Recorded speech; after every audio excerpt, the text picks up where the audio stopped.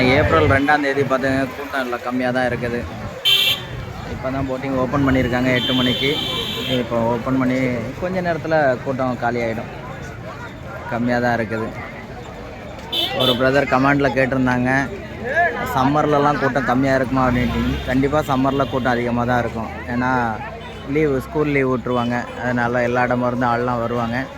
அதனால் கூட்டம் அதிகமாக தான் இருக்கும். நீங்கள் அப்படி சம்மரில் வர்றதா இருந்தால் ஸ்கேனர் காட்டுறேன், அந்த ஸ்கேனரில் இந்த வீடியோவில் ஸ்கேனர் காட்டுறேன், அந்த ஸ்கேனரில் புக் பண்ணிவிட்டு நீங்கள் வாங்க. ஸ்கேனருக்கு பார்த்தீங்களா, இதுதான் ஸ்கேனர். ஸ்கேனரில் புக் பண்ணிவிட்டு நீங்கள் வந்தீங்கன்னா உங்களுக்கு ஃப்ரீயாக நீங்கள் அந்த டைம் கரெக்டாக டைம் உண்டு, அந்த டைமில் வந்துடலாம். அதனால் சம்மருக்கு கூட்டம் அதிகமாக இருக்கும், போகாமல் நம்ம ரேக்குக்கு போகாமல் வந்துடலாமே அப்படின்லாம் நீங்கள் யோசிக்க வேண்டாம். ரேக்குக்கு போகலாம். அந்த ஸ்கேனரில் புக் பண்ணிவிட்டு அந்த டைமுக்கு கரெக்டாக சார்ட் அலாட் பண்ணுவாங்க. நீங்கள் அந்த டைமுக்கு கரெக்டாக போயிட்டால் பிரச்சனையே இல்லை. க்யூவில் நிற்க வேண்டாம், ஒன்றுமே வேண்டாம், ஃப்ரீயாக போயிடலாம்.